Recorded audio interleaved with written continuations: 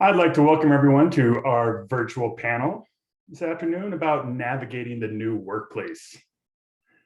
This panel is being hosted by Perspectives, and we are going to be recording today's session, and we will be emailing the recording out to everybody within the next few days.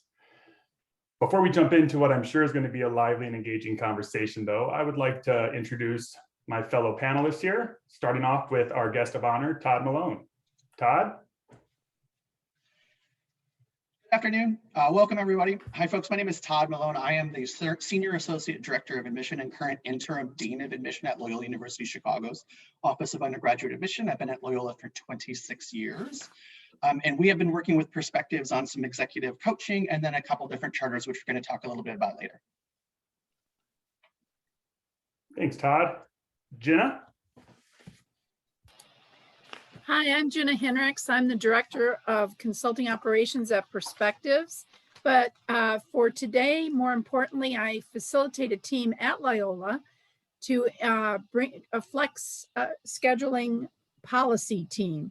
So we're in the midst of deciding exactly what we're talking about today.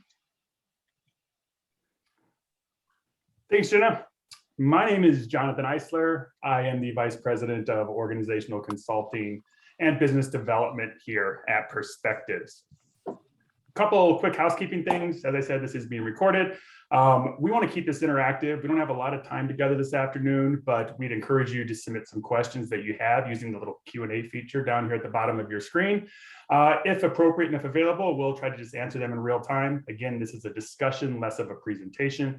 And if we have some time at the end of today's session, we will make sure that we get to those questions then that we haven't been able to address throughout. As I said, this conversation is about navigating the new workplace. Look, most organizations are tackling this, or they are going to be tackling this in the very near future.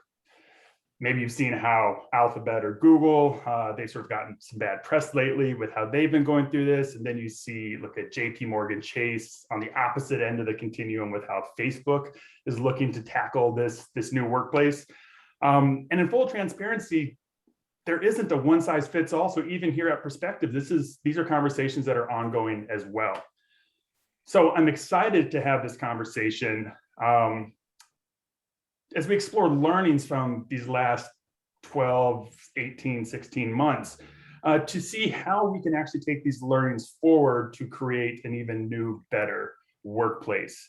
We want to look at these learnings both from working in a remote setting as well as managing virtual teams and working virtually with people that we haven't seen outside of our little Hollywood squares for quite some time.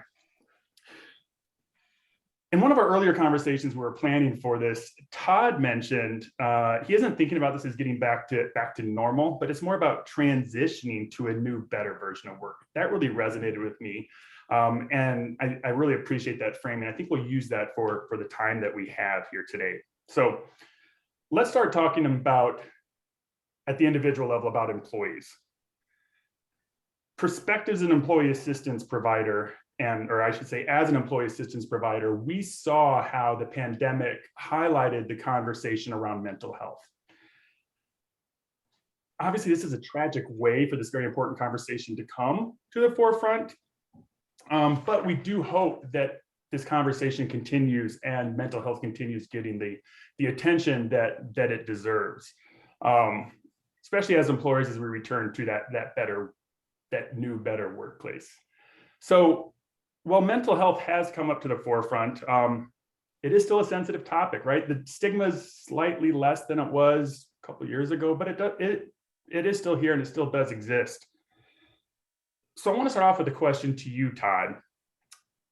How do you prioritize your employees' mental health and encourage them to take care of themselves?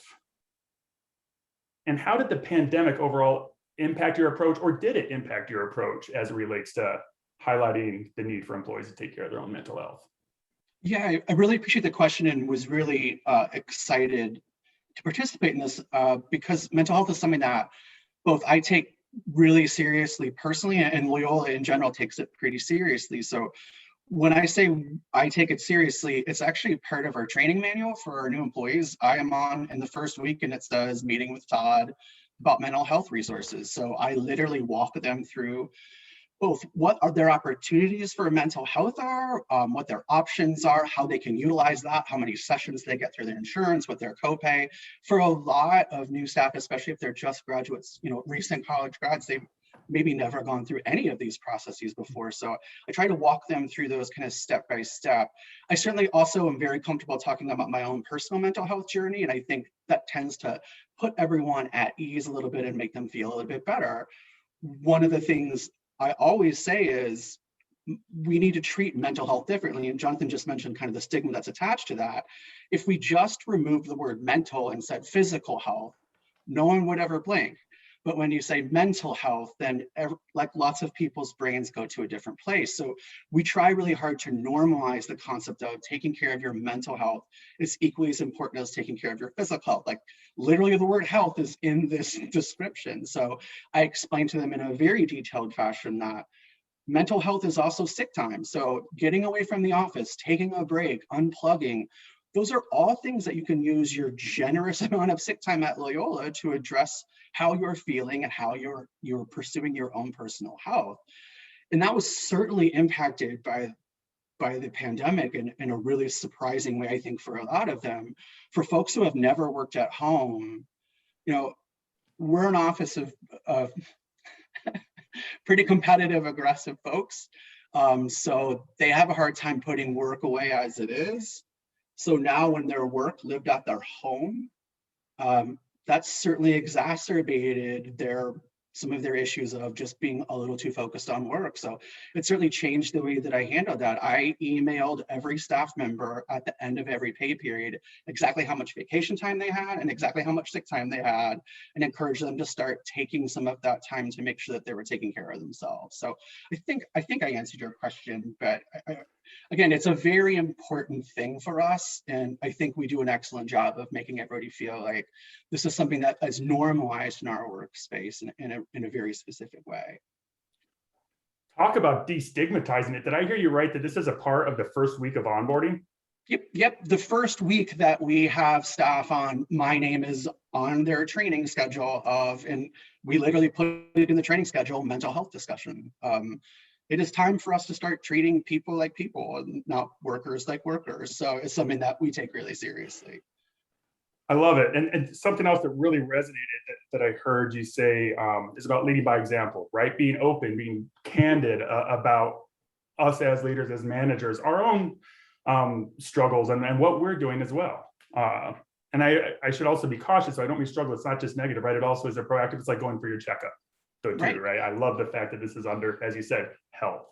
Right. It's literally in the name. So we know that individuals' mental health is the starting point, right? But at Perspectives, through the work that our organizational consulting group does, we're also really reminded the role that team dynamics, that workplace culture, and that management style plays as well. So can you tell us a little bit more about what your team does and how remote working during the pandemic affected your team's culture and also your own management approach? Yeah, it was I mean, you don't want to use the word disaster just because there was an actual disaster going on at the same time. So you have to be sort of careful about that. But we are and I mentioned kind of we're a little competitive. We are a forward-facing, personally engaging staff. And when I say that we're personally engaging, I fall on the introverted side of this group, so that should give you some insight into how chatty they are. They are a very close team. They are very friendly. Our job role is to interact with families, both individually and in very large groups all over the country, domestically, and then in several different places internationally. So our staff not only is forward-facing and very communicative, but they also travel a lot. And all of those things went away, every single one of them. From a personal standpoint, trying to keep those people engaged they all really, really enjoy one another. So now we're all in different places. And I use myself as an example. I had literally never used Zoom before March 14th of 2020. And then it was something that I needed to use 7 hours a day. But I did learn something really specific about my personal management style. I've always been an open door manager. And you always learn about that really quickly, that people who are extroverted and comfortable with you have a tendency to take advantage of that open door.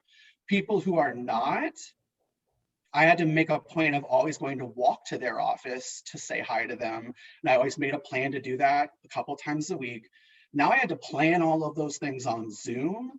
And I think one of the really surprising things I learned through this process is I am now so much closer to some of our more introverted staff than I was before, because their time was now just their time. They never felt any pressure to get out of my office or to move me out of their office. So it really gave me a much more comfortable feel for those staff that are a little more introverted. But again, when I say introverted for what we do, that means that they're not afraid to yell at 700 strangers for a half an hour. So we do something a little bit different.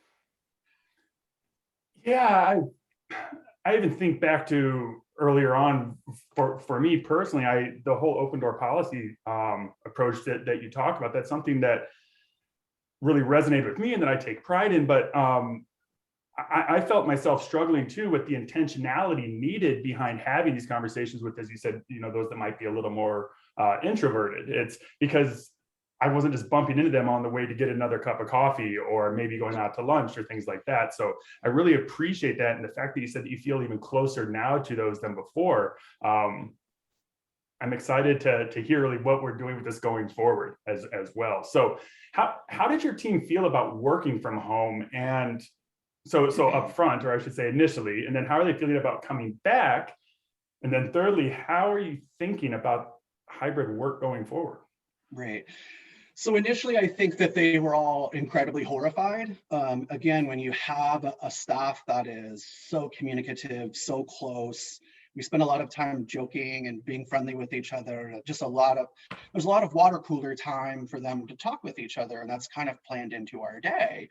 So I think initially that they were all pretty nervous about the concept of, oh my goodness, now we're having all these meetings online. And even our first couple of our staff meetings, generally a pretty raucous affair.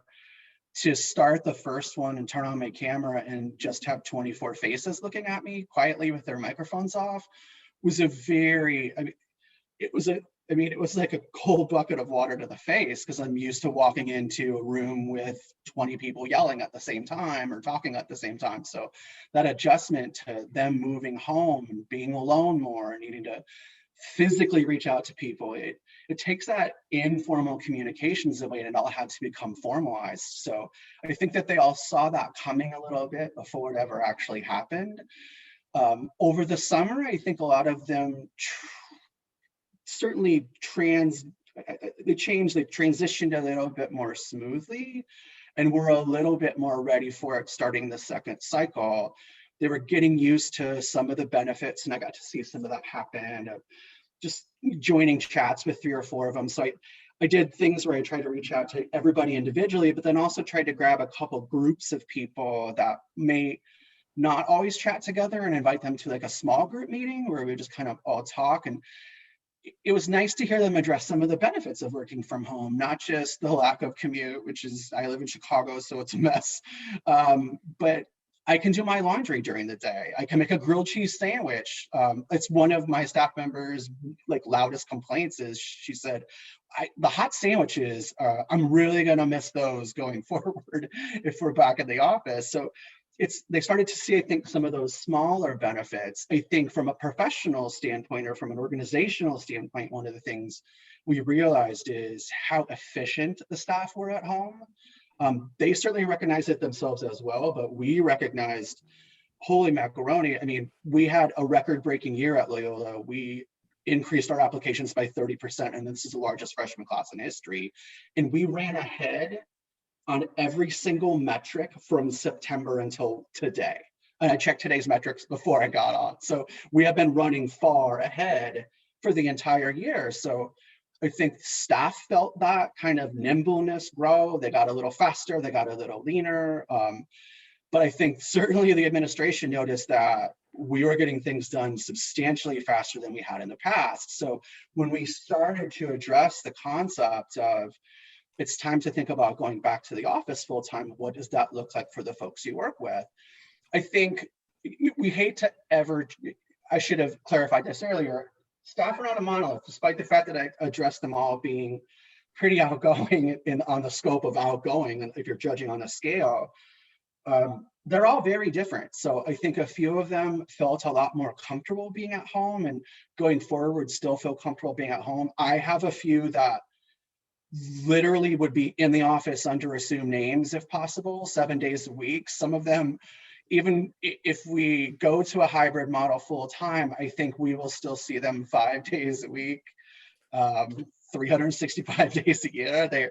They very much want to be in their office. They very much want to be interacting, but we wanted to try to address that. And that is kind of where we started to run into, well, how do we address this as an organization? And that's where we were lucky enough to start to work with Perspectives on, is there a way that we can kind of make this work? So that is, I guess, part of why I'm here, is to talk about the shift that we are making, and what we're working on with Perspectives a little bit is a charter on kind of our office communication, which certainly changed quite a bit when everybody went home, but also on a flex schedule or a hybrid schedule for what that might look like. It's not possible for us to do that full time, just because the amount, I mean, we'll see over 2,000 visitors in the month of July. So we certainly need to be staffed every day of the week, but is there a way we could rotate that staff in and out? And then when we hit, there's a part of this process that you're all maybe thinking about when you hear admissions that I haven't spoken on.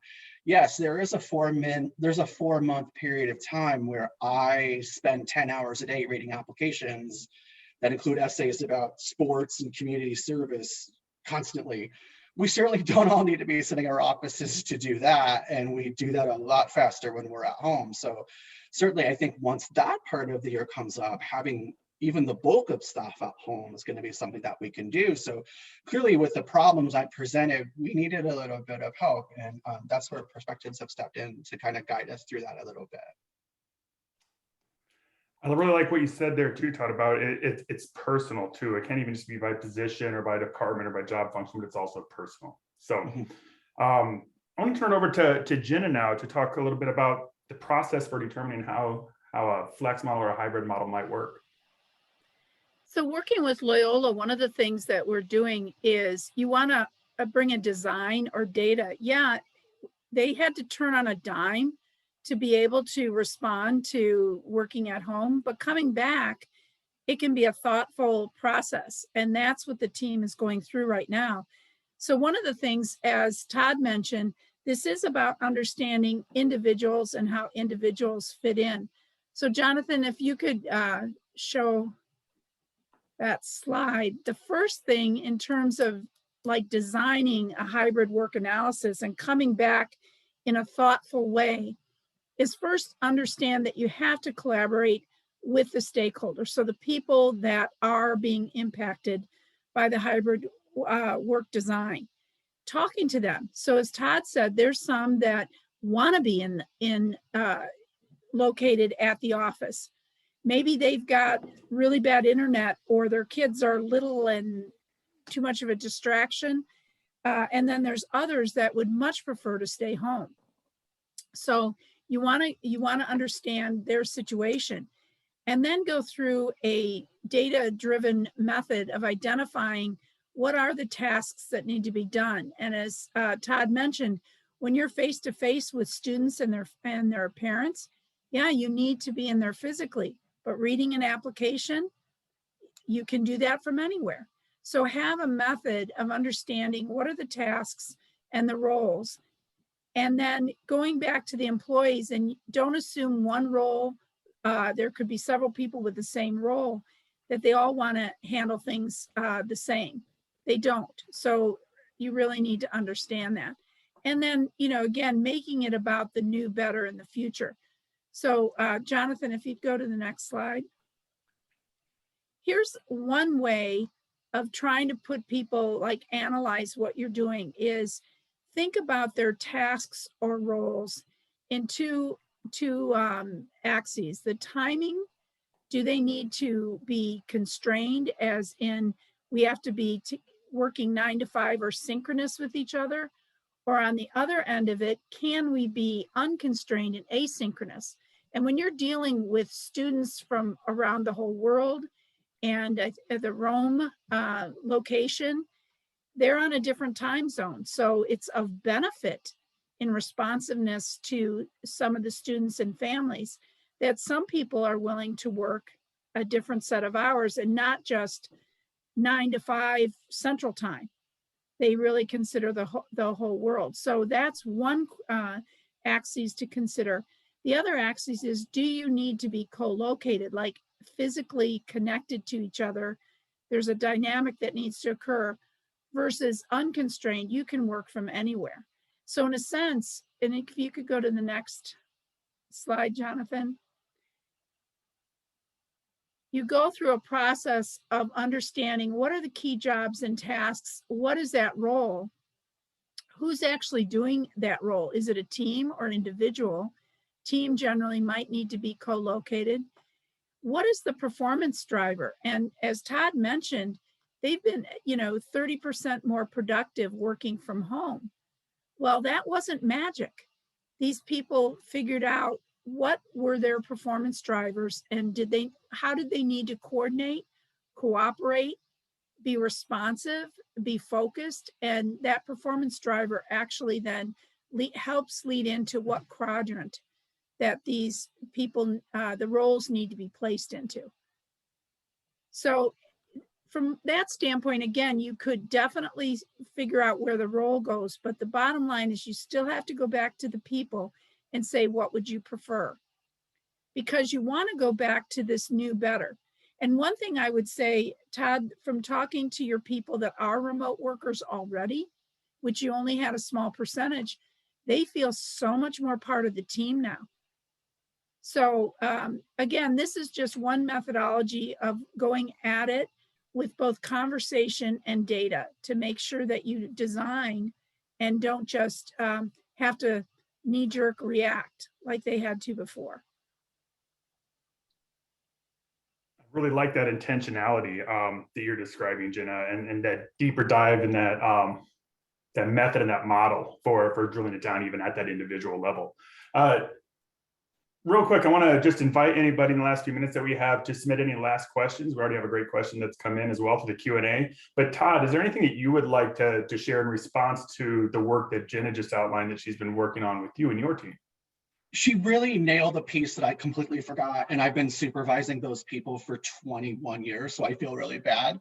I have been supervising our remote crew for literally my entire career at Loyola, and I've been through a couple of different sets of them because that's a long period of time to work in college admissions. And the thing I did forget to speak on is how connected those four feel now is so much better than it's ever been before, because for a little while they were the key holders. They had been working remote forever, so they were this great source of information in a backward way. They've always counted on us to support them because they were the ones that were doing something different. Now they were the ones that have been doing something different forever. Now the rest of us were joining them. So they were kind of the experts for a while, and then we were able to utilize them in so many different ways. So it was another eye-opener about how great they feel and how much more integrated and comfortable they feel as members of the team. And we've always been really nice to them, but they were always really far away. And so you tend, like, if we're having, we have birthday cake or treats a lot,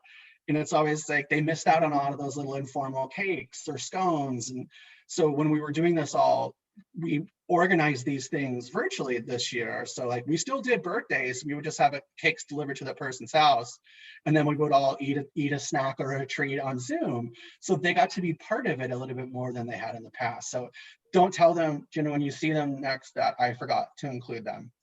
No, never. No. We'll edit that part out. No, thank you for sharing that, Todd. So a question did come in. What would you suggest for select members of staff that have personal stresses about being around more people now? If their comfort levels are off, that they are being told to work from the office. Todd, Jenna, either, do you want to take this? I think the first thing I would do is really find out what your office policy actually looks like. I think it's a two-pronged attack. Number one is, what does your actual office policy look like? Does this person need to be back full-time for real? Or is there some flexibility with timing in a rotation schedule or a different schedule? I have, and I'm clarifying maybe a little bit because I have one of these employees that she is just not physically comfortable being back around people. She's very happy to be back in the office. She does not feel comfortable around a lot of people, and there's some things I can't disclose. So I have secured another space for her on campus where she's still going to be on campus and feel like she's doing what she's supposed to be doing. She's going to see a few of us on a rotation or regularly, but until she feels a little more comfortable, that's what we're doing. So I think it's maybe a little bit of A and B, and I don't know which of those was necessarily the question. I hope I got part of it. I think so. And you reiterated that the point that about that personalized approach and about that it's not a one size fits all though too. So for the sake of time, I have one other one I want to get to, and then we have another question we'll see if we have a chance to get to, but I'm going to open this up and actually ask both of you to chime in on this one. What lesson from the pandemic do you think could have the greatest impact on getting the workplace to a new better? This is super simple for me. I think I'm older than, I'm the oldest person in my office. So one of the things that became super apparent to me in the last 18 months is, for the bulk of my career, we treated work as a place and not as people. And I think if there's one thing this opened a lot of eyes on is work is not the place that you go, work is the people that do the work. And I think that one of the things that we are seeing is that, and I'm seeing that in lots of places. I mean, my brother's an actuary, a real steady, quiet group. And he said, you know, I think I feel much more valued as a worker now. I used to just go to work at a place and my work was that place. And now they value my work for being what I produce. So I think we are seeing that certainly at Loyola quite a bit more. Work is not a place, work is a group of people. And sometimes you go to that place, but it's the people who you need. So I think we've learned that a lot over the last year and some change. I love it. Jenna, anything, or what would your one takeaway be there? Well, and actually there were a lot of takeaways, and I completely agree with what Todd just said. Two things: the technology got so much better. So for years, when I worked at a global company, we tried to go virtual and just couldn't do it. And this whole instance got people really capable in the technology. But the thing that I think is so important is managers can't hover. You know, they can't think work is going to be done because they're hovering. It's really about being clear with outcomes, and then people operating as adults and reaching those outcomes. So to me, that was probably one of the biggest, the technology piece and then the management piece. Technology and management at that personal level. I think it's a great way to end. There's another question that came up. If we can get a 30-second response, Todd, I'm going to actually put this to you, because this is more about managers that might be the exact opposite side of the coin from you. So how would you address a manager or a leader who says everyone just needs to come back in? If they don't want to come back in, maybe they should find another job. Yeah, I mean, it certainly needs to be toned down quite a little bit.